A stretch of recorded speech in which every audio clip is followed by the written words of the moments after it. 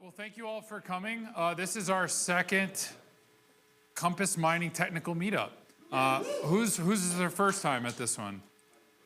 Cool. Quite a few people. So my name's Zach. I'm chairman of the board of the Space here. The Space is a nonprofit Bitcoin education hub and social hub. So this is the education part. Pretty much every Thursday from here on out, you will be able to come in this room and learn something about Bitcoin. So this is our monthly mining focused series. Last month, we dove deep into the world of air filters. Honestly, it was pretty cool. This month, we're talking about ASIC firmware and the differences. I think that's what we're talking about, right? Okay. And so quick about the space. Again, we're a member-based nonprofit hub. So most of us here are members. It's open to the public. We have these events. If you're not a member and want to become one, we have social and co-working tiers.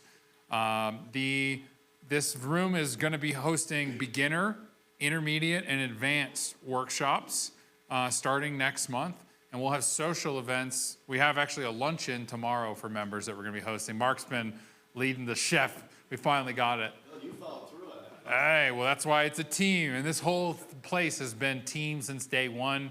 We've got a 9-person board of directors, and it's amazing what we can accomplish when Bitcoiners work together. It's almost like we can take on the government's control over money or something like that. Let's see. We have 73 members, and we have 4 founding sponsors. Casa, Compass, who is hosting tonight, Unchained, and Fetty. If you have any questions or want to learn about any of those companies, we're happy to teach you. Let's see, what else tonight? We're talking about firmware. Eli and Neil will be diving deep into the world of Bitcoin ASIC firmware, mainly the stock firmware versus aftermarket, and why you may want to consider one or the other. It's actually I think it's going to be a pretty awesome topic, and we're recording it. So if you didn't get it all right away, we'll be having it online for follow-up. If you want to support the space, you can support us at donate.denver.space or by joining as a member. I think that's it. We'll welcome our speakers tonight.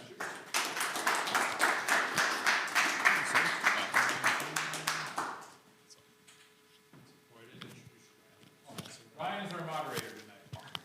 We need a moderator. Awesome. Thank you, Zach. So you covered a lot of what I was going to say, so we'll be quick here. We're going to be focusing on firmware. Just kind of the groundwork that Curtis started last month. We're going to highlight, or we'll do the agenda. We've got a couple mining jobs that we're going to put a spotlight on, and then we'll go into stock firmware, custom firmware, and then we are going to have a Q&A session at the end.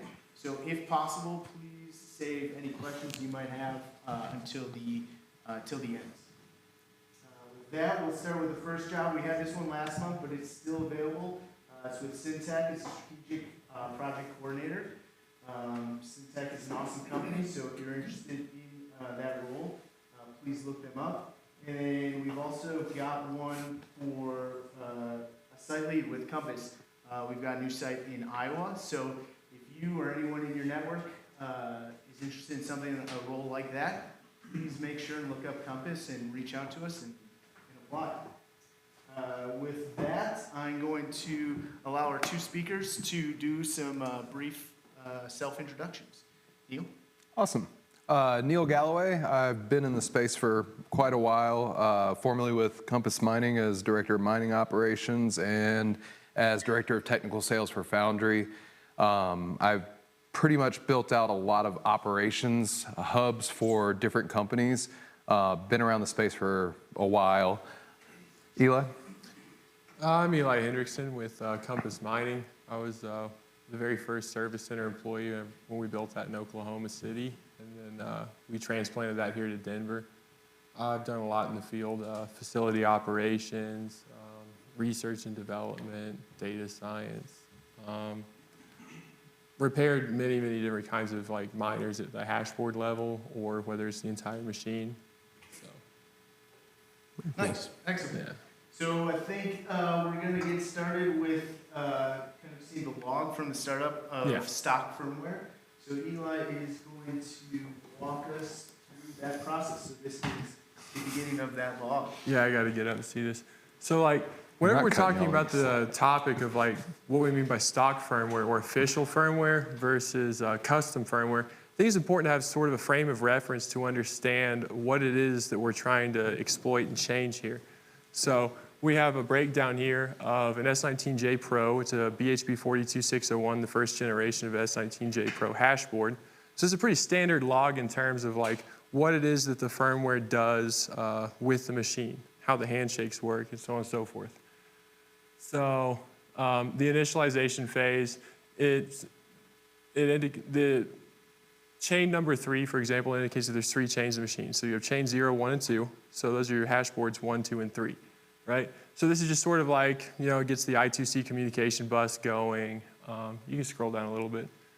And then you see where we have power open version 0x71. So that means the machine recognizes that it has an APW 121215A power supply on it. So it goes through all of these checks, like to make, part of it is fail-safe. So it's making sure that like the hardware that in this configuration is safe to operate with the amount of power that's going to be given by the firmware, right? Yeah, exactly. So go ahead and scroll down to the next level, thread. So, you know, fixed working voltage at 1360, that means that the firmware is saying that it wants from the power supply 13.6 volts of electricity. When it says fixed frequency is 505, that's what it's going to work up to. So each of the ASIC chips, there's 126 on this board. It's going to operate at a clock frequency of 505 megahertz, right? So you can keep going down. Quick note on that. On the logs, the reason why you'll see 1360 is because the decimal point actually messes up the code, because that would be like an integer that would tell the code to do something else. So they read everything out in 4 digits, and you can always know what that second digit is as far as like if it's 1200, it's 12 volts. Yeah, absolutely.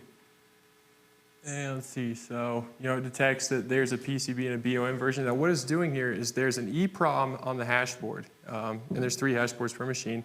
The EEPROM is an electronically erasable, programmable, read-only memory. And so what it does is it contains a set of instructions for everything from like voltage tables to the hash board serial number. And the firmware is programmed in such a way that it makes a call to the EEPROM and it expects a return value. And so it goes, it says, what kind of hash board do I have? And then it feeds back an answer. And the firmware says, okay, well, out of all the different versions, like the most updated JPro firmware accepts like BHP 42601 and BHP 42631, probably some others. But it makes sure that the EEPROM has a hash board that the firmware is able to run. So there's some handshakes that go back and forth on this. There's also a security aspect to that as well, Yeah. which the manufacturer would not like you to understand what these things mean. That way that you can't do your own things with them as well. And just to kind of like dial things back for people that might not be keeping up, there's a few EEPROMs on the miner. You'll have an EEPROM on the control board. You'll actually have a couple EEPROMs that are actually on the hash board themselves. So what's happening is usually the control board is writing to the EEPROM on the hash board, and that's telling the chips what to do. So this is where they're getting their commands from. Whenever we talk about the EEPROM, that's kind of like the brains of the operation. Absolutely. See, we can scroll down some more. So the PIC here that it's talking about, it's a peripheral interface controller. They don't really use them so much in the newer hash boards. What it is there's 4 temperature sensors on the board. Those are part of the fail-safes that are built in that prevent it from melting down, right? So this part communicates with the temp sensors, it passes the fail-safe, and then it allows it to continue.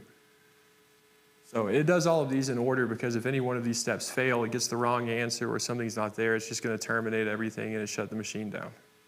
Yeah, and food for thought, like if you ever want to look up PIC kit, all one word, PIC kit, that's what we're talking about. It has 5 prongs, I believe, is it 5? Yeah. It has 5 prongs on it that's going to lay inside some small circles that's on that board.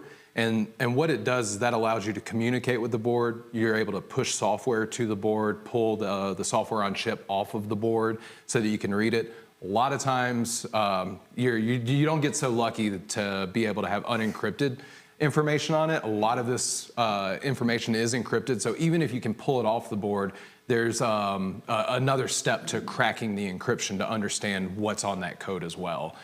This is all by design, of course, but we have some very smart people in the Bitcoin industry that all they do for fun is try to crack things like this. So it's pretty interesting to come from an industry where all we do is brute force cracking and then have somebody try to secure the machine that the brute force crackers are using, right?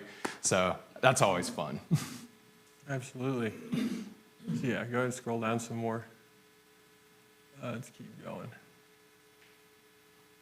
So yeah, and this is where the point where there's the voltage tables that we had in the table earlier we were talking about. So it gives a range, like the APW 1215 or 12-12-15, it's variable between 12 and 15 volts. So 15 is the absolute max, 12 is the bottom of it, and it will set these by steps as it goes based on tables that are laid out in the EEPROM. So the firmware makes these calls and says, okay, with this power supply version, what are the steps that we're going to set these voltages to? And then after all that's done, it's going to look for your ASICs. So the way they work is it's an all or nothing sort of scenario. Either all 126 chips on the board are found, or it can't find any.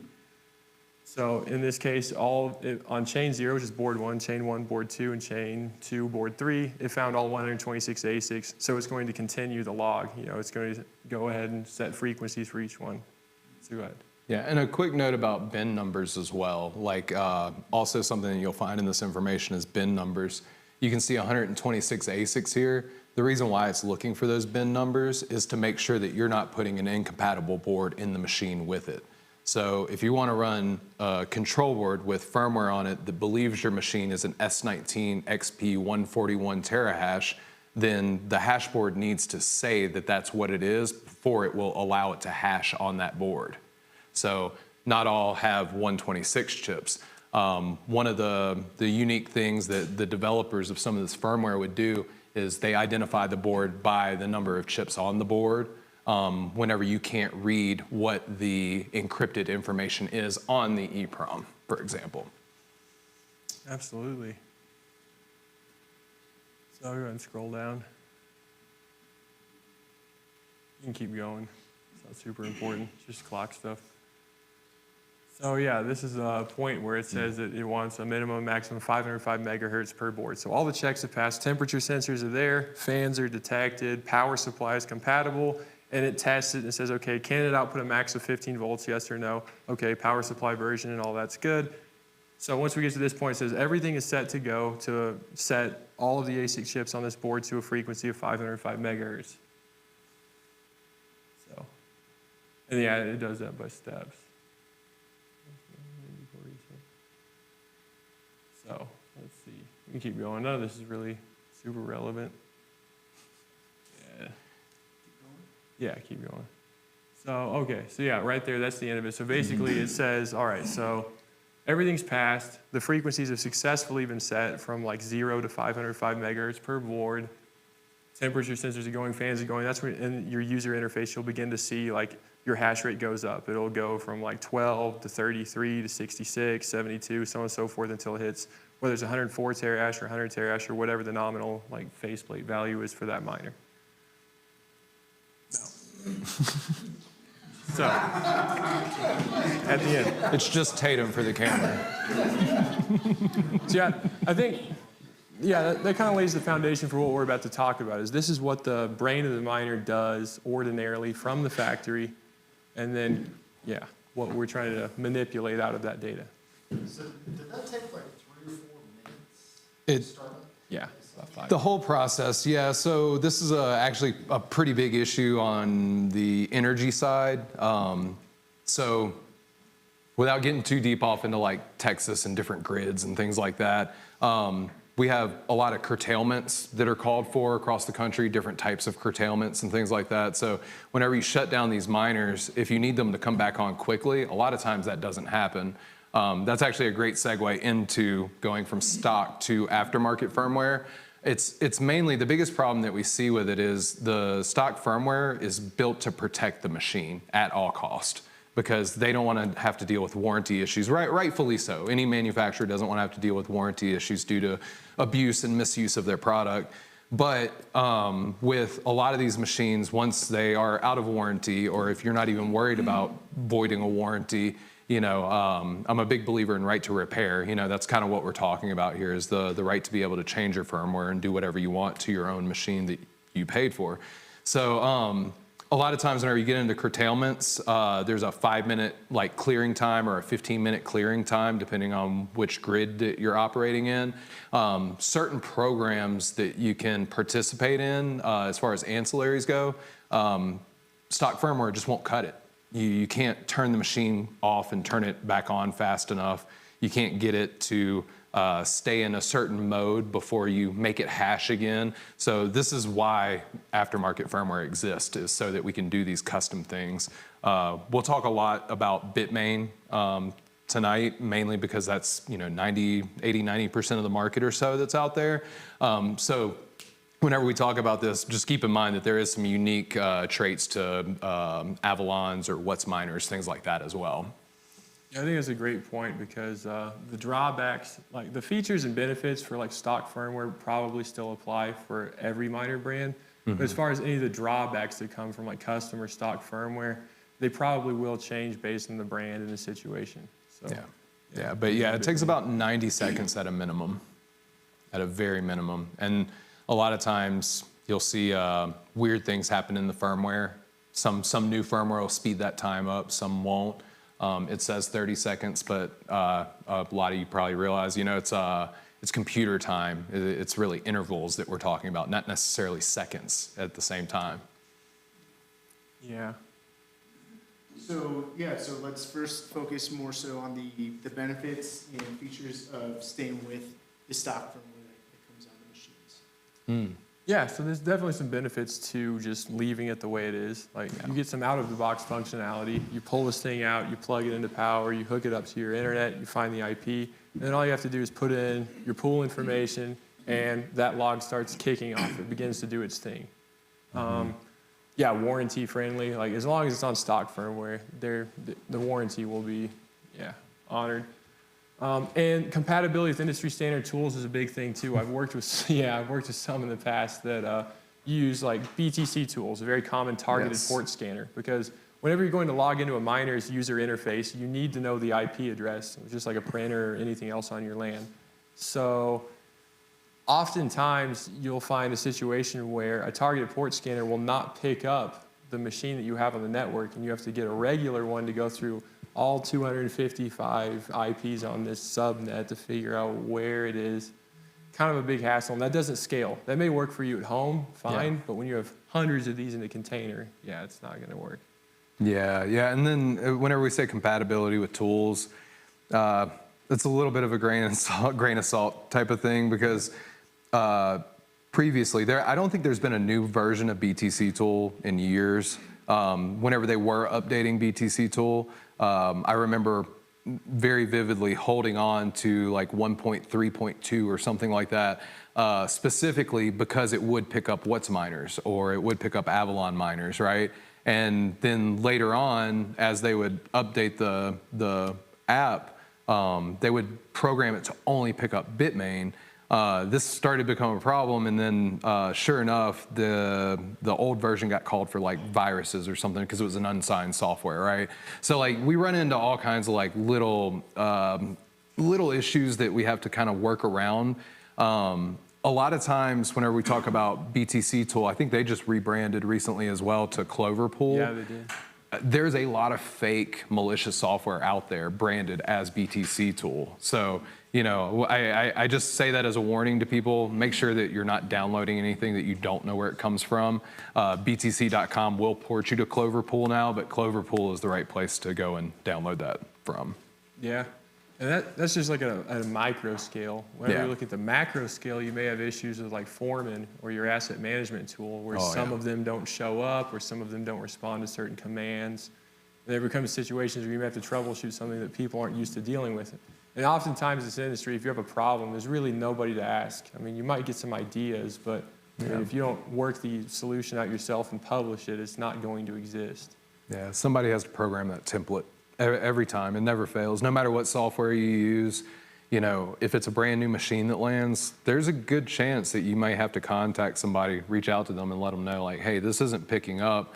And it's not because of anything wrong with the miner management system. It's 100% because Bitmain or WhatsMiner has changed something in their firmware, and it's not picking up anymore. So this is a really, really common thing. Yeah, another aspect of stock firmware that might be easier to manage at scale is the fact that whatever the out-of-the-box voltage and amperage is going to vary by plus or minus 5%. So the math is really easy to do if you haven't changed any variables. But as soon as you go through and you start tuning your fans differently or whatever, you change your frequencies, maybe in one container but another, your load balancing can get thrown off by this. You don't necessarily know what you're spending for power anymore unless you do the study. You can get complicated fast. Yeah, yeah. And I would say that all these variables that we're talking about, if you're a retail miner, you have 5-10 machines, something like that, hosted with a Compass or something like that, keep in mind, running aftermarket firmware isn't always something that's easy to do in a hosting environment because it changes the variables, it changes all the metrics that we're talking about. So whenever you sign a 1-year or 2-year hosting agreement, it's set on a certain wattage, you know, and that wattage is efficient. So even if you do change out and put overclocking firmware on there, then in that situation, you're actually using more power than what you're being billed for, and vice versa. If you're underclocking, you're using less power than you're being billed for. So whenever you have like a static rate on a hosting contract, a lot of times you have to deal with stock firmware. You're not going to be able to upgrade your firmware in those situations. Whenever you're home mining, if you're mining at scaled or you're on metered power, then in those situations, 9 times out of 10, you will be billed at a metered rate on your overclock or your underclock. But then there's also going to be something that's in your MSA that says that you can't go under this certain amount of wattage. So whenever we talk about variables, the stock firmware really takes a lot of those variables out of it whenever you're trying to host machines. Oh, absolutely. One of my biggest pain points being an actual ASIC technician in the field is the lack of clear diagnostics either when it comes to every brand of custom firmware. Some may be better than others, but all of them are pass-fail when it comes to hashboard performance, right?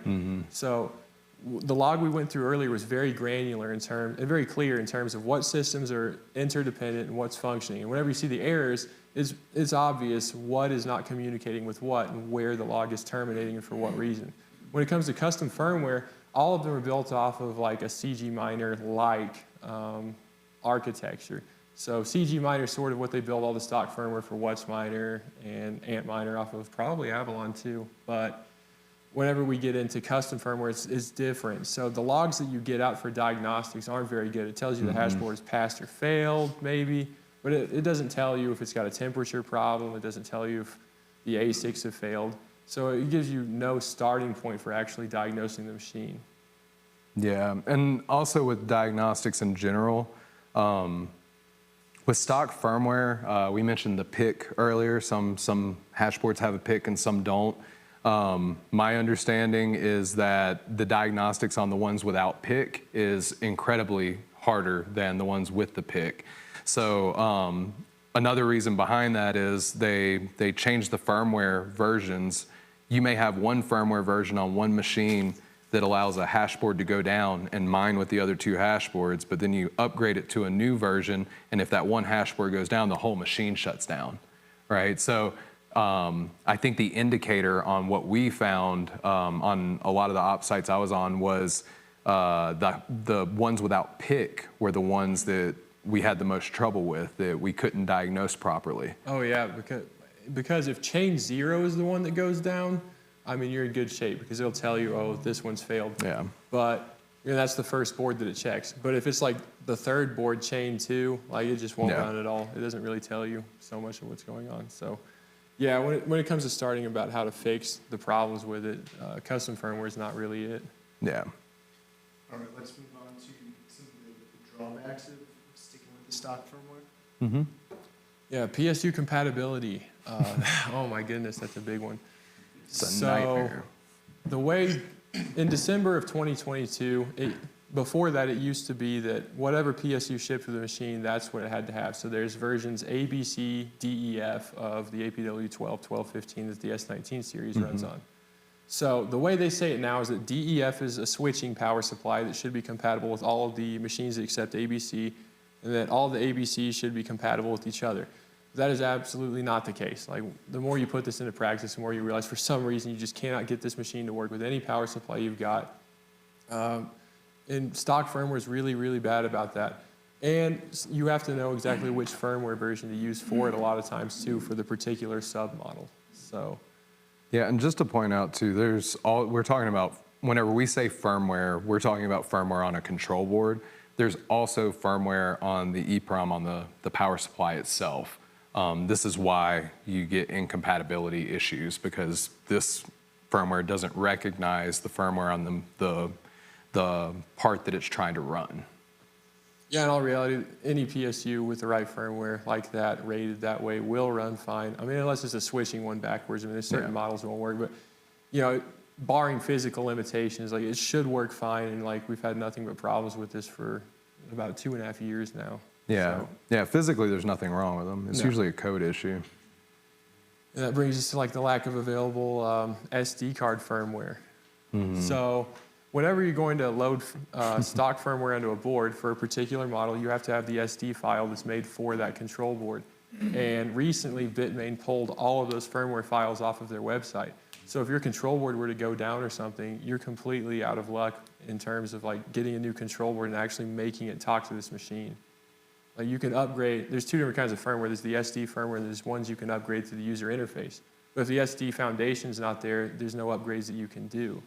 I'd say there's 3 kinds, because you also have image files. Yeah. So there's a couple different ways on firmware. One is copy and paste. So you'll take your file and you'll copy and paste the files over to your SD card. The other one is actually to make a bootable SD card. Some don't take the SD card, which brings in OTP cables as an adapter. Those are also image files that you use on anything with the micro USB on the front of it.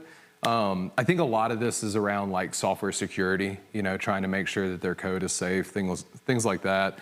But in the meantime, what they did, and I guess just to back up, you know, everything we use is experimental. Every machine that comes off the line is experimental. There's no multiple iterations of a model that we get. Everything is just kind of take what you get. So we do have to deal with what we get whenever it's all said and done. But removing those SD card files was, like, a really big hit to the industry just in general. Those SD card files were the fail-safe. That's the difference between your technician being able to fix it on site and having to pack it up and ship it across the country for repair to a OEM warranty center, and who knows how long it's going to be there. If they have a big backlog, you may be in there for months, and every day that it sits there, that's another day off the warranty. So I'm not saying it's by design, but it is something that really hurts us whenever we're trying to repair these machines. Yeah. Another drawback are, like, critical errors. If you're an at-home miner, there may be instances where you may decide, I wouldn't recommend it necessarily, but you may decide that you want to operate a miner with 1 or 2 fans versus 4, because the firmware the same way, if it's missing 1 fan or if it's underperforming or whatever, it's going to fail out the machine to keep it from getting hot enough to do damage to itself. So with custom firmwares, you are able to modify some of those fail safes to sort of suit your risk tolerance. Another big thing is the quality of the firmware itself that comes out. So every time Bitmain publishes a new firmware, like, the first one that comes out usually doesn't work that great, and then they build another iteration. And so it'll be such and such date that they put on Bitmain's website. They remove the old file and they replace it. And oftentimes the newer firmware is not better. Like, for example, the S19 XP, what I believe the most optimal firmware to be for would be the November 18th, 2022 release. They're all kind of broken, they all have problems, but there are way fewer critical errors with that 2022 firmware than the newest one. But if you're going by the website's recommendations and the only file that you can get, the 2024 firmware, you may have a machine that you can't get running for anything because it's failing out something critical that it shouldn't. So you have to have a really in-depth knowledge of which release you need for what kind of machine you're running in order to kind of minimize your problems. And that gets heavy, really heavy. Yeah, and I'd say the same thing with, like, models that aren't as prevalent are even harder to deal with. I'm actually reminded while we're talking about this, the T21 firmware, whenever it first came out, it seemed like any other firmware, completely normal. Then we found out that, we upgraded, half a fleet or so. And then once you upgrade this half, and this is on the old firmware, we realized that the new firmware had put some new security features in it that would not allow you to put aftermarket firmware on these machines anymore. So then you turn into all this manpower that's spent doing this side of it, and there's a decision that's made by a client that says, I want to use this firmware because of energy strategy or whatever reasons it might be. Then we have to figure out, okay, how do we get the stock firmware off of this machine, roll back to the firmware that we had, and then we can upgrade to the aftermarket firmware. So these are the types of things that, we fight with all the time with firmware, and it's a lot of it's security essentials, I guess, whenever it comes down to the company's view on it. Yeah, these manufacturers do not want you to put this custom firmware on it. 0% of it is endorsed. Most of it, you just kind of hacky ways of like bypassing like the bootloaders to load things onto the NAND or whatever for the control board. So they absolutely don't want you to do this. And some of their releases are extremely broken. Like if you take the CV Tech control board, the CV1835 for the S19 XP, and you were to put the 2024 XP firmware on that, there's absolutely no way to downgrade it even to regular Bitmain firmware. And there's not a newer one that's been released. So whatever that release is, if it's broken your machine, you're gonna have to replace the control board. There's no getting it off of there. Mm-hmm. Should we move on to Sure. aftermarket? Yeah, great segue. Yeah, right. Yeah. You wanna open this one? Sure. Yeah, so whenever we talk about custom firmware, a few of the features, overclocking, underclocking, disabling the fans, sensors, and nearly full customization. So there's a few caveats in those bullet points. All of them do overclocking and underclocking. Depending on what features are programmed into them, determines whether or not you can disable fans and temperature sensors. The reason why you would want to do that is mainly for immersion. Whenever we start talking about using these miners, regardless of the warranty, we'll leave that aside from this point forward. Regardless of the warranty, if you want to overclock your machines in immersion, these are the types of things that you have to do with them. And because the OEM provider doesn't offer anything like this from a Bitmain standpoint, this is why a lot of the aftermarket firmware comes out. If you go to a company like WhatsMiner or even Canaan, you can ask them and tell them like, hey, we're actually going to put these into immersion. They'll be able to give you a version of firmware that is made for their machine that you can overclock. And 9 times out of 10, they're going to trust you to do it. Now, I can't speak to the terms around you overclocking brand new machines, but whenever it comes down to it, what that's done is it's created a very, very shallow market for things like aftermarket firmware for Canaan and Avalon. So you're not going to see aftermarket firmware for those simply because they let the customers do what they want with their machine. Bitmain, on the other hand, they have a 1-year warranty that they're very, very concerned about. And they want to make sure that the wool's not being pulled over their eyes whenever people do put aftermarket firmware on there. One of the things that you'll do whenever you dunk a miner, and I don't want to like diverge too much, but there's immersion prepped miners that are already made for this. A lot of times those come with stock firmware that you can overclock, underclock on them. But what we're really talking about is like dunking older miners, which for me, that is the ethos of Bitcoin mining, right? Real Bitcoin miners are not the guys that are going out there and buying the brand new thing right off the factory line. A real Bitcoin miner is a guy that's going to go and buy something secondhand. They're going to put firmware on it, and they're going to figure out something unique, right? They're going to run this thing at a more efficient rate, or the difficulty is going to go down, and they're going to say, oh, well, maybe it's time for me to overclock these things, right? Whenever we talk about underclocking and overclocking, there are ways to make your machine a lot more efficient.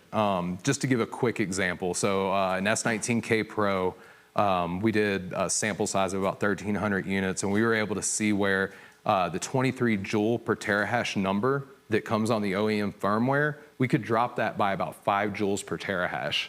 So in dollars and cents terms, whenever you figure 5 cents a kilowatt hour, that makes it about $65 per year per miner. And it doesn't sound like a lot on one miner scale, but these companies are using thousands of these things at a time. So it really does add up whenever you're able to add, 5, 10, 20% efficiency to these machines.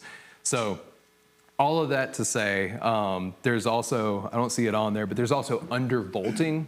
That's another thing that we do with them. So you can actually undervolt overclock, get more efficiency out of it. You'll also get into some things around the board level themselves. So some of the hash board components will not come on without 11 volts. You can actually undervolt to 10.5, but even if you did, some of the components on the hash board won't come on, right? So a lot of times what we're doing is if we drop that voltage, we're able to mine more efficiently because we're not using as much power. Depending on the circumstances that you're in, kind of depend on like how much you want to overclock. A lot of people that are in immersion can overclock 50, 60%. If you're in air cooled, maybe it's 10 or 20%. Another thing to consider is the quality of the chips that you're overclocking. If you're taxing these things too much, you're absolutely going to crack them, blow them out, things like that. So I would say that the most important thing is probably just the usefulness of being able to have that optionality of what you're doing. Underclocking is actually, I think it's really discounted a lot in our industry. Just to give another quick number example, the S9 series was the same way, and we saw quantum leaps of efficiency with those.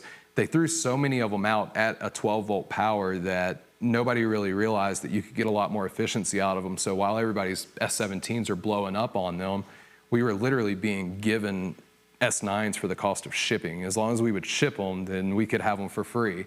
So we were able to take a lot of S9s, and those are 13.5 terahash at 1300 watts. And you can actually underclock those and run them at 9 terahash at 600 watts. So if you ran two of them together, you get 16 terahash at 1200 watts. So that's the same joules per terahash as the S17 series. So I only say these because these are lessons that people learned in very, very hard ways, right? They went out and they bought the newest thing before it came off the line. They didn't know what they were getting. And the minute that it landed, literally heat sinks were falling off. Ching, ching, ching, like somebody's seen the jingle bells thing on Telegram every year. but like these are the things that you deal with if you're not careful. The other big thing on customization, there are a lot of firms that run custom firmware. There are a lot of firms that run custom firmware. The manufacturers actually work with these firms to run custom firmware. You won't see that on like the retail end of things. One of the things, and I do have to give a shout out to LuxOS on this, one of the things that you're seeing more recently is companies like Luxor, they came out with LuxOS and they allow you to run Python scripts inside of your own firmware. These things are a game changer for guys like us, because we're trying to figure out ways to make things more efficient, and they're giving us the tools to be able to do that kind of stuff.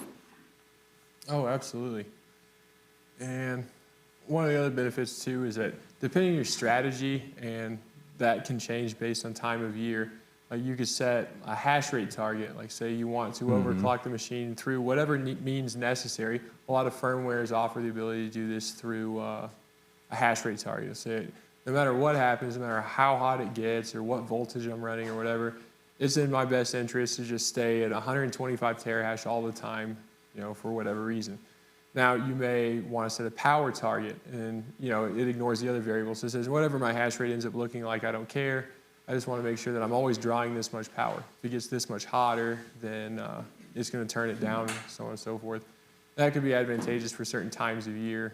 The same thing with thermal targets. If it's the summer, you may want to make sure that no matter what, you can set a pretty high limit. Like these things are pretty happy around 70 to 75. I mean, I'd say that's pretty average, and this is in Celsius. But you could say, all right, I don't want it to go any higher than 83. No matter what that performance looks like, whether it has to adjust the voltage or the clock frequency on the chip, you set a a thermal target. So that way you don't have as many machines overheating in your racks if you're doing this at scale.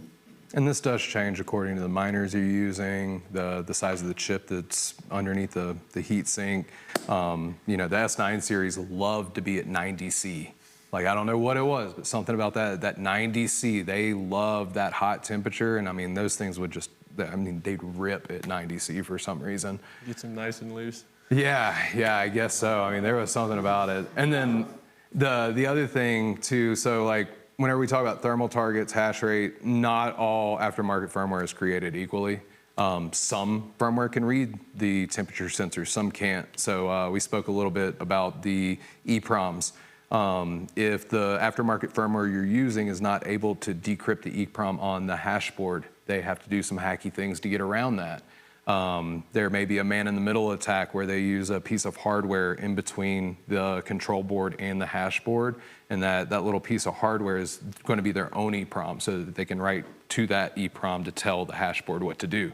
So if you're not able to decrypt the EEPROM, so control board agnostic is what the slide says.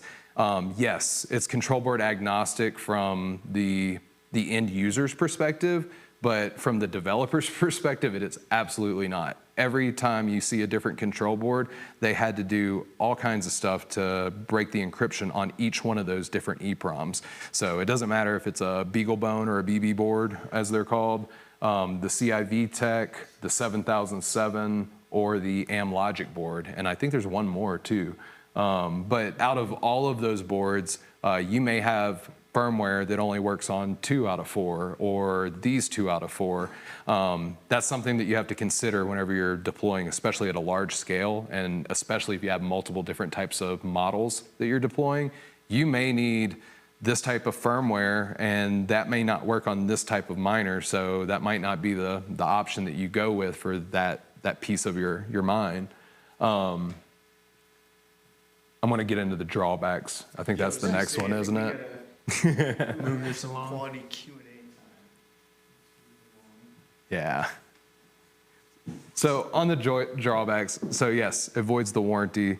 Like I said, big fan of right to repair though. Most of us in this space, we don't put a lot of stock in the warranty. That's the nicest way I can think to say it. Whenever you have components wear out, and whenever we're talking about components wearing out, we're mainly talking about the ASIC chips themselves. As with anything, if you heat them up and you cool them down multiple times a day, things expand, things get worn out. A big thing that happens is the thermal compound, the ability for it to dissipate heat in between the chip and the heat sink. What'll happen is that actually degrades. Even in your home PC, every 4 to 5 years, you should replace the thermal compound on your PC. It's the same thing with an ASIC chip. A lot of people just want to run these things into the ground and not think about the maintenance that needs to happen with them, because there is a large labor aspect that has to happen with that.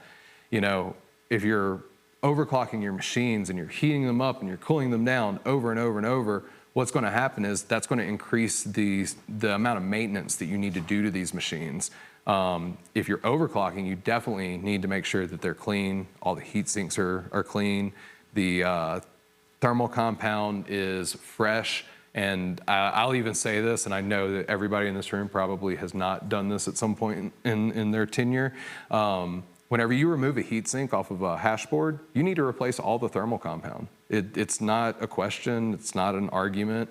It's the way that you smash thermal compound into that heatsink, what happens is it's making a connection point. If you have degraded thermal compound that's on there and somebody's replaced a chip and they don't replace that thermal compound, there's a pretty good chance that it's not much, but it's not meeting where that heatsink lays up against that chip, and that's what's gonna blow your stuff up. Yeah, no problem. The other big thing is dev fees, man. So I would say dev fees are probably the biggest thing that people don't think about. People are very apprehensive about a sunk cost on things in this business. Nobody wants to spend money up front to make money later, or make Bitcoin later, I should say. With dev fees, that same 1,000 unit, 1,300 unit sample size of the S19K Pros, you can buy a control board, which is a conveyance for that firmware, right? You can buy that control board. It's a sunk cost of about 90 bucks. Whenever you buy the control board, you own the control board and you don't have to pay a dev fee anymore.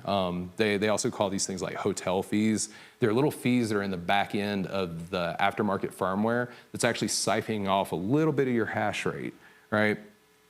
Whenever you put it on a control board, you don't have to worry about that because you're actually buying a product with that aftermarket firmware that's on there.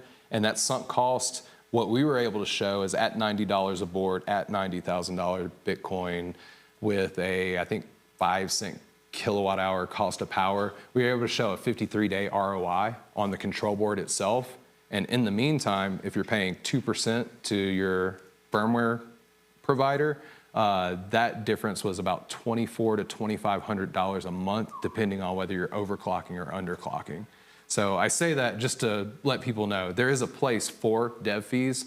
You know, if you're wanting to try things out and figure things out for yourself, you know, it's great. Like, use it, test it out. If you don't have, you know, a big sunk cost, 1,000 miners at $90 a board, I mean, it's $90,000. It's not a small amount. There is a reason to use firmware with a dev fee on it. But my advice to anybody that is running at scale is buy the control board. You know, buy the control board. Make sure that you're able to put something on there where you don't have to pay $2,500 a month to somebody for a dev fee. Oh, absolutely. And another drawback to it is that what it's doing is it does writing back and forth to like the NAND and the control board too whenever you install this custom firmware. So the NAND, the memory on the control board is kind of laid out in these little blocks. And like the bootloader carries like every block from the file to the block it belongs in the NAND. And whenever you go tampering with that and like there's already information there that's being overwritten, you can run into issues, a lot of issues where the firmware you put on there may be permanent. There may be no way to upgrade it because it breaks the mechanism that allows you to put an SD card in it and flash it back. Or it may corrupt just a portion of it. So I've seen cases where there was a custom firmware on a control board, a lot of them. I think there's like 800 in this batch. And you could reinstall stock firmware back onto it, but whatever part of the NAND contained like the pool configuration information was corrupted. So no matter what you did, flash the machine, factory reset, the pool information would be permanent on that control board. So sometimes it doesn't completely break it, it breaks just enough of it to be a major problem. So there's a lot of people that think they got a virus whenever this happens. Yeah. A lot of people think they got a virus when this happens. And I will say in the S9 series, there was a serious problem with that. There was a worm that could SSH into the machine next to it if you left the root password. Luckily, a lot of that has been solved these days. You probably won't see anything like that anymore. But yeah, the corrupt file is what actually causes the pool to not go away because it's actually the stock or the test pool that they run it on right before they tune it, clock it, and then they put it in the box, basically. Just kind of how you were talking about control boards, I think let's move on to mechanisms. Is that good? Or did you want to hit one more thing on the No, I think it's good. So yeah, that is another good question is like, how does any of this firmware come to live on the control board? Well, you have like the bootloader. Technically, there's like 3 of them, but there's the bootloader that carries the info to the NAND, right? And so one of the ways you can do it is there are versions of some custom firmwares that allow you to just run it off of an SD card and overlay it. So whenever you insert it, normally the bootloader would take over and it would start writing. But instead, they built like some hacky pass-through into it to where all the instruction set for the firmware is being run off the SD card. And then so for whatever reason, like the machine does break down and you don't want to deal with custom firmware for diagnostics, you just take the SD card up, power it back up, and you look at the stock log. Yeah, at scale, that would be a nightmare.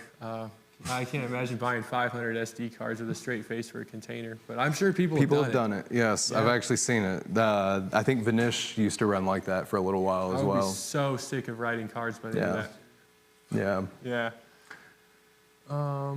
Yeah, and I will say this too, what you'll run into on things like the different control boards and like whenever you're running firmware on one control board, it may not work the same way that it works on another control board. It's just something to keep in mind.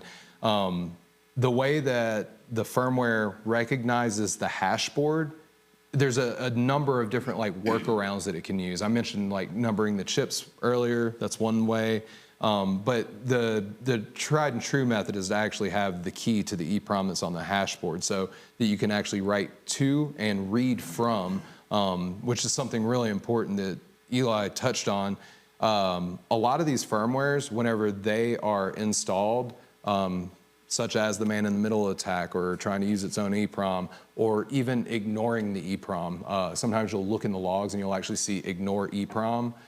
That's what it's doing. They figured out a way to actually write direct to the chip from the control board instead of writing from the control board to the EEPROM and back. In the process of doing this, they've cut out a lot of things that they're not able to read anymore, like the temperature sensors. So if you do put aftermarket firmware on your machine, just keep in mind and try to educate yourself as much as possible as to how that firmware is going to interact with your machine. Some firmware ignores the temperature sensors to the point where it will damage the machine. If the machine gets stuck into a boot loop, it can't read that the chips are overheating, so it just keeps on resetting itself, and then it goes through that 90-second startup, and it will just keep pushing and pushing and pushing. The way that you can see this is a lot of times they'll have fan reads, even though there's no fans on the machine in immersion, you can see the fan clock all the way up to 100. That's how I know that that chip just got hot, right? And I can see it do this and reboot itself and do it over and over and over to the point where it completely destroys the boost circuit at the top of the hash board. Once it does that, then your machine's dead. You can send it into a guy like this and he can fix it for you, but it's not going to be cheap if it's repairable at all by that point. Not all firmware is created like that. Some firmware, I believe most should be, but it's probably about 50-50 to be honest. But the way that it should handle the error is it should recognize the error and it should shut down the machine. A lot of people want to blame the machine itself or blame the power supply. Recently I did a site assessment, 2 megawatt site, unmanned, fully remote. Whenever I went there, they were complaining about the power supplies. They had bought some aftermarket power supplies. They thought that those were crap and they went back to the stock power supplies. Whenever I got there, and this is something else too, get your eyes on the site. Don't try to troubleshoot things remotely because you're only getting half the story. Whenever I got there, they swore up and down the power supplies were the problem in immersion. The first thing that I saw was the machine was correctly oriented. You know, it was like actually flipped upside down a little bit and it had an alpha minor power supply. The cord comes out of the back of the alpha minor power supply so that you can plug it in like that. The one right next to it was oriented face up, power supply pointing at me, OEM power supplies on the side with the fans on the power supply. If the power supply fans are at the top of the fluid, this is the hottest part of the fluid, right? It pumps from the bottom. So the coolest part's gonna be down here, which is why you want your chip density at the bottom, right? So as that hot air would float up through the hash board, it would literally come right out of the hash board and right into the power supply.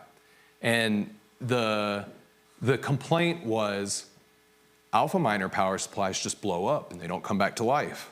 But whenever I put a stock power supply on there, they die and then they come back to life and they just work again. I don't know why, they just do. It's a thermal overload is what's happening, right? So in the alpha minor power supply, they don't have the same type of thermal overload, so it pushes it to the point of breaking. Whereas in the OEM power supply, whenever I say thermal overload, think of two pieces of metal that are like this, and as they get hot, they bend up and they separate, right? That's what a thermal overload is. It's disconnecting the two contacts so that it shuts the machine down and protects it, right? So as I finish my site assessment and I'm going through all this, I pull up my laptop, I break it out, exactly what I described to you. I could see the fans clock up even though there's no fans, and I could see it just push and push and push. And I went back to the guys and I told them, I was like, I hate to break it to you, but your diagnostic's wrong. There's absolutely nothing wrong with your power supplies. And the first thing he said was, we've spent so much money on power supplies. And I said, well, your problem is your firmware. And it's the fact that it's an unmanned site, nobody's watching it. You're using a specific type of firmware that ignores the temperature sensors, jumps out a few other things, safety protocols. If you had somebody on site daily, this probably wouldn't happen. But you literally left your machines in a boot loop for weeks on end, which will destroy everything on the hashboard, right? So by the time it was all said and done, this is, like I said, it's a 2 megawatt site. Couple options for them. None of them were under $30,000 to fix everything that had happened, right? So I say that as a word of warning. You definitely need to know what you're doing, and you can't run overclocking firmware remotely. It's just not a good idea. You have to have somebody checking on that stuff. Oh, absolutely. Well, so with that, let's get to the last one. Shout out to Tatum. He has Awesome sent out- graphics. Thank you for this image, Tatum, somewhere wherever you are.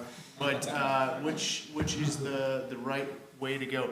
But in an effort of having some time for Q&A, maybe 2 minutes for you, 2 minutes for you, and then we're gonna go right into QA. So, Yeah, I think we covered a lot of it. Yeah. So just share what what your feelings are and how So you that should really, select or approach that. what your decision should be is, you figure out how this is working, what your cost basis is, whether it's like you're doing this at a micro scale at your house or whatever, or you're doing it, at ridiculous scale. And then you say, okay, is the stock firmware performing well enough for my expectations, or do I need to sort of change some things around? Or am I experiencing a problem the stock firmware just can't get over? So whenever you're deciding which one's for you, if you're mining at home, absolutely feel free to experiment, but you need to put a lot of research into what you're doing. You can blow your machine all to pieces if you just run rampant with it. So some of them don't even have resets. So you can change some numbers and there's no default to go back to. And unless you knew what those values were, you're not going to get the stock performance back out of it. So I think a lot of it comes down to research and preparation in terms of like making that jump away from stock firmware. And is understanding, can I monitor this? Can I maintain it? What do I do if it's not working right? And like developing remediation strategies for that. I probably get it's interesting because like coming from a hosting standpoint, I've done a lot of managed service and a lot of hosting. I got labeled as like the anti-immersion guy for a little while, and then I was like the anti-firmware guy for a little while. And that's just like literally not the case at all. I look at firmware just like a tool bag. It's like different firmwares are they're different tools for different things. And you want to use the right tool for the right job, right? Some firmwares are going to work better in an immersion situation. Some are going to work better in an air-cooled situation. You might want to use something that pairs well together with your miner management software, right? It really depends on you, your situation. I don't like, picking a team, especially on firmware, because, it's all a little hacky whenever it's said and done, just like everything in our business, right? So, I say that with a grain of salt because if you are going to deploy aftermarket firmware, the main suggestion I would give you is speak to the people that make it. These guys are very approachable. They will help you out. Some of them don't have a lot of time, don't get me wrong, but I've always had a really, really good experience reaching out to the people that make the firmware whenever I have a problem. And 9 times out of 10, it's something I did or, something I didn't think of, right? So I would say like engage people that have used the firmware before if you can't get to the makers. And just as a final note, do not download firmware from anywhere. The only way that you can put a virus on a Bitcoin miner is to do it yourself. Absolutely the only way to do it. Nobody's gonna hack into your system or do any like funky CIA stuff to put a virus on your Bitcoin miner. The only way it can happen is incompetence. And the biggest thing that you can do is download it from some random website that says, hey, I have a repository of all this firmware for you. So just stay away from that kind of stuff.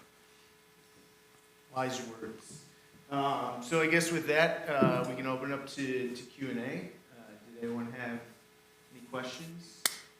A million questions. So, whenever it comes to control boards, right, you were talking about the fact that certain control boards are incompatible with certain hash boards because of the hash rate and also the voltage that they run at, right? It's actually the firmware that's on the control board that makes a difference. So like some machines will come with an AmLogic, some will come with a CIV tech. If you got to put aftermarket firmware on it, You're not going to put it on a CI VTech and go and put that in a machine that had an Amlogic board. So with that, right? Say like the new or not new, but the S19s, right? That's all I ever see, right? Or S19s. If I have one control board that is, say, just something's wrong with it, it looks bad, the part's broken on it, something's wrong, right? It's a 144 terahash control board, right? And I take another miner and I take that control board and I just put it on that same miner that the control board was broken on. Will it still run properly and run fine without me having to do any internal work to it? Same type of control board? It pretty much. It's Yeah. the same miner, same thing. It's just Yeah. swapping it over. It will. So firmware is, like I said, the control board is just a conveyance for the firmware. So worst thing that could happen is, as long as it's the same model, same control board, same terahash rating and everything, if you're taking that control board out of this machine and put it in the other one, the worst thing that can happen is you're going to get an outdated version of firmware, or maybe the version of firmware that you want, to be honest. You know, it could be shot in the dark. Yeah, basically, as long as the control board has an SD file at some point that was made for that control board, it'll run.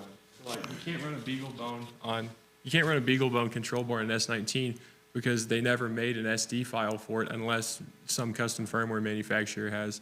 So yeah, I mean, every model is going to have a list of like control board files for it. Right. Funny story, BeagleBone, the name came first, not the acronym. I met the guy that invented the BeagleBone. He had a beagle as a dog. They figured out the acronym later. Shout out to Gerald.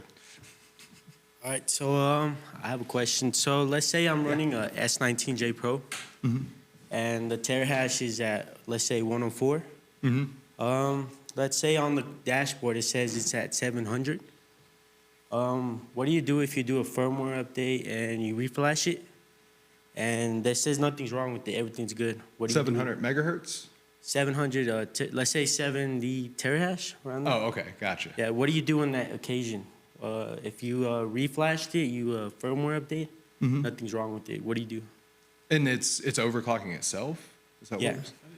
You say it's underclocking. So Underclocking so you itself. If you're at 70 terahash on a 104, you have a dead board. Because it's a Yeah. third of the hash rate, right? Yep, and it says nothing's wrong with it, no diagnosis, everything's good, and green light, and you do a firmware. Yeah, so the firmware kind of comes in two pieces. The stock firmware, there's the SD firmware that kind of contains the kernel, right? Yeah. And then whenever you upgrade to the UE, it doesn't affect that firmware file that's loaded from the SD card. It builds on top of it as a foundation. So most of the time, whenever I see like randomly one board is putting out like 23 terahash on Okay. those, and then the rest are at 33, most of the time it's that the kernel, the actual base firmware is corrupted. So if you upgrade to the UE, it's just going to keep giving you the same result. You have to actually reflash the kernel itself and then build back up to the latest version. Oh, there's Yeah, steps on that. Yeah, Okay. because like it's going to be the very earliest firmware version for the SD card, like 2020 or so, and the newer firmware may fix that. So you have to go from the 2020 all the way back up to where you want to be. We probably thought about like 3 or 4 of the same exact issues probably at the same time whenever you said that. The other thing that I thought of was sometimes you'll get what's called a hardware error. If you read any like Bitmain documentation, it will tell you that hardware errors are a completely normal function of mining. You will get a hardware error, and usually the machine will correct itself because it's like a frequency issue or a throughput issue from the amount of hash that's coming through.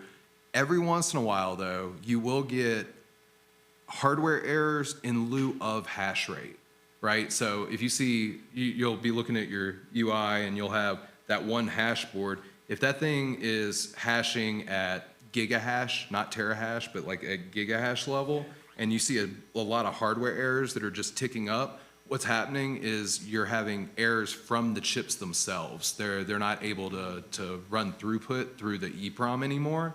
So essentially, it's kind of like kneecapped, like the whole machine's handicapped at that point. Yeah, and honestly, I've never seen anybody fix a machine that had the hardware errors in lieu of hash rate. Those are usually toast. That's it. Yep. What you got? First off, awesome. I love the way that you organized it and went through this. You alluded to something huge in the industry that I don't know if everybody here appreciates fully, which is that for me personally, there were a couple of months last year where like intercompatibility was just like the absolute disaster bane of my existence. And you're playing this constant like chicken or egg game with the manufacturer where they are innovating around chip design and getting you something that is better in terms of efficiency while simultaneously trying to make sure that you don't use those 30 tools that you're already using in your mind that are helping you do all these ancillary things, removing the SD ports so that you can't actually flash firmware and things like this.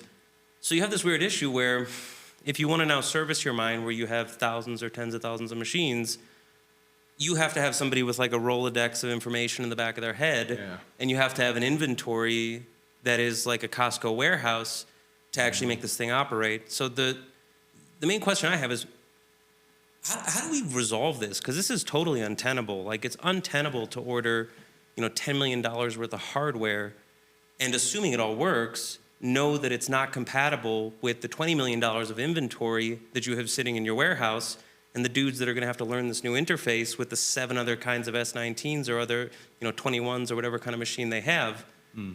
What's the resolution to this? Like, how do we get out of this situation? Because it doesn't feel tenable to me. It's not, and I see efforts on the manufacturer's part to a certain extent. Recently, I think we just saw the big announcement where they're building out a U.S. production line for Bitmain. I think that's an answer to a few other things as well. But whenever it comes down to it, it's kind of, you spoke to the cat and mouse game that you kind of have back and forth with the manufacturer, right? I think there's an aspect of they make it hard for a reason. I call it the warranty game, right? If you ship this miner, every day that miner's out of the racks is another day off the warranty, right? The only person that benefits is the manufacturer at that point. I've been told multiple times that the reason why Bitmain used to have a 180-day warranty on their machine was because that was the only warranty they could get from their power supply provider, right? So they're actually using contract manufacturers, and the contract manufacturers in China, it's done a little bit differently. They'll say that if they have a 1% failure rate, they're going to give you 1% extra off of your order to account for that, and then it's on you to figure out how to honor the warranty from that point forward. Needless to say, this is just a sunk cost for any company. There is no way to make revenue off of any type of warranty claims. It's just straight up, hits the bottom line. So, I'm not speaking to motives or anything like that, but naturally you're going to push back on warranty claims whenever you yourself can't recoup any of that money from whoever made it, right? This speaks to power supplies. This also speaks to the hash boards themselves. There's no way around it because these are coming off of a production line in like an experimental fashion, right? So no matter what we do, we're always going to have these issues. I'm looking forward to companies like Block releasing open source platforms and allowing us, especially here in the US, to try to innovate on top of the things that they're building. The MDK that Block is putting out in the space right now, they're giving mining development kit to a lot of companies in our space. The mining development kit consists of a few minor parts, and basically it's up to you to kind of say what you would like to design, right?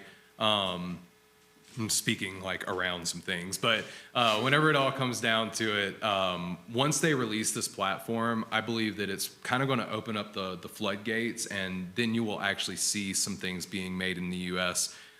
There's actually a really good company. It's a PCB company called Austin Circuit Design out of Dallas. They are very aware of us. This is not their main industry. They have been keeping eyes on us for years, and they're just chomping at the bit, waiting at the chance for somebody to bring something to the table like a hash board, right? Yeah. So I'm sure there's a lot of people thinking about it, but I think competition drives that innovation that you're looking for whenever it's all said and done. You want to add to that? Yeah, I agree. I mean, I think we've all tried at some point to kind of argue with the manufacturers about things that we want, firmware-wise. And I think it's an organic consequence that we have so many, qualified third-party firmware providers because they're not giving us these things. So I think that's sort of the industry's response to it is like, well, if we can't do it the right way, we're just gonna have to do it this other hacky way. Ask one more small, quick question, just to jump on that. Please. So when something goes wrong on my truck, I plug something into the OBD, and it scans it and it tells me what's wrong. Yep. And then when something goes wrong with my wife's car, I plug the tool into the OBD, Yep. and it scans it and tells me what's wrong. Do we get that with the MDK and the open source? That's the pick. Yeah, kind of. There are like test jigs that we use, but they're limited. So like how the chip is measured is like, it works off of basic digital signals. So you have like TX, RX. There's like a sending signal, there's a return signal. So what happens, whatever the last chip on the board is, there's an RX signal. And that return signal, it passes through every single chip in like a serpentine fashion. And if it gets broken anywhere at all, you get 0 ASICs out of it. Or if you get lucky and it terminates at one point, you say it only finds 53 ASICs, you're pretty lucky because those are the easiest ones to deal with. But most of the time, the best tools we have just report 0, like it's broken. There's some boards give you some ways where you can probe around and do some things to get it to report a number. But no, the very best diagnostic tools in the industry, A, are illegal because they're made in Russia, but B, like all the best tools even, don't do a very good job of telling us what the picture is. So there's a lot of ambiguity even for those of us that are very experienced in terms of figuring out what in the world is wrong with this thing.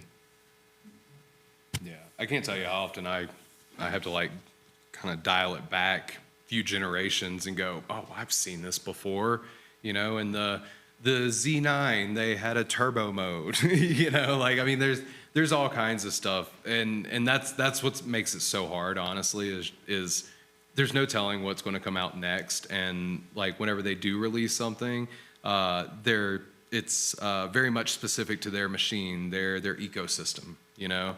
I would even say like, we talk a lot about like minor management systems. A lot of minor management guys, like Dan from Foreman could probably tell you stories for days about trying to scrape logs or read logs or pull certain terms out of a log so that he could create an error on his end, you know?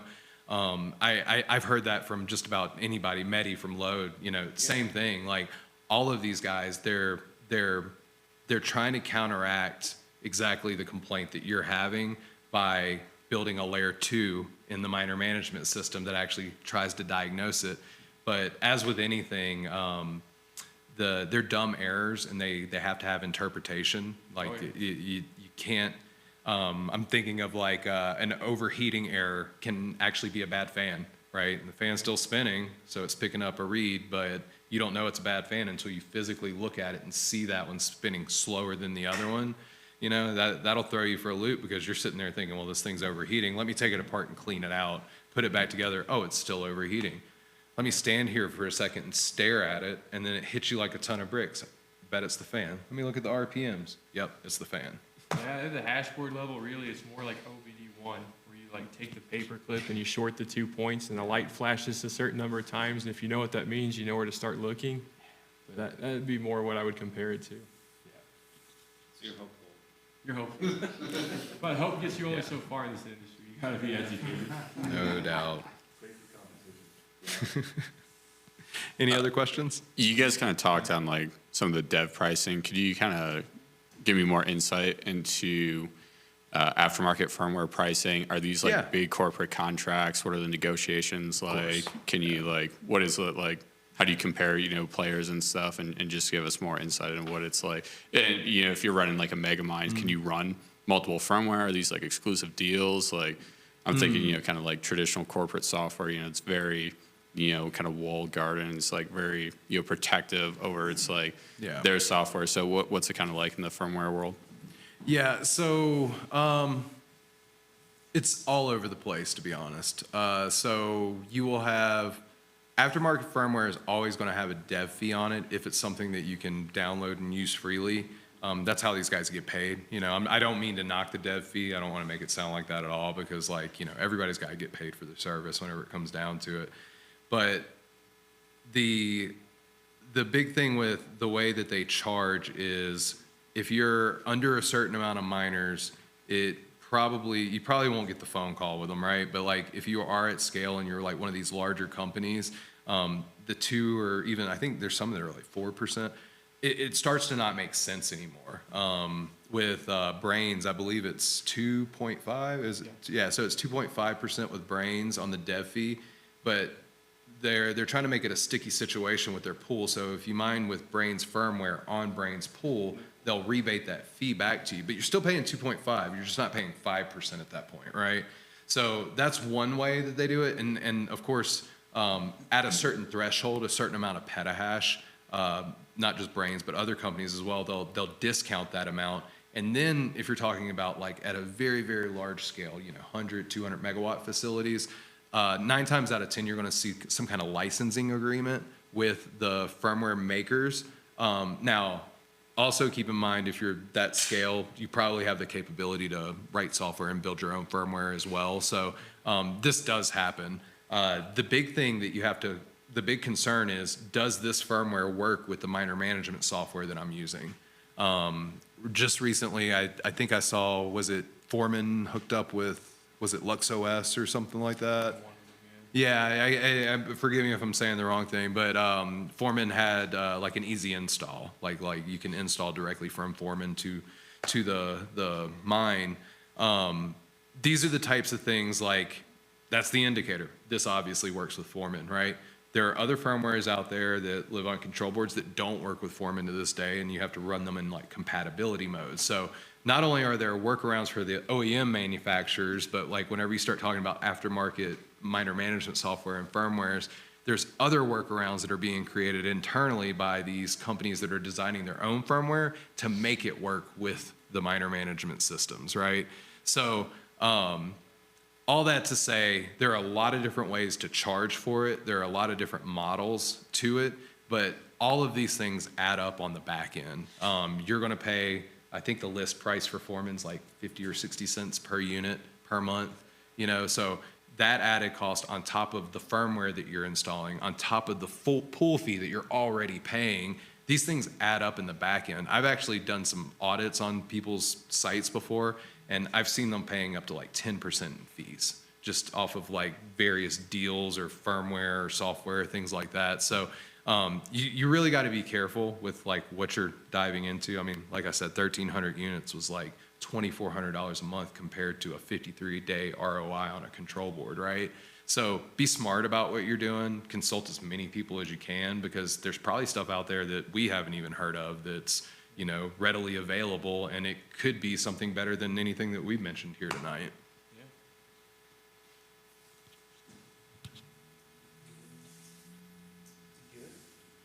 Well, I want to say thank you to Neil and Eli. Thank you so much. Absolutely.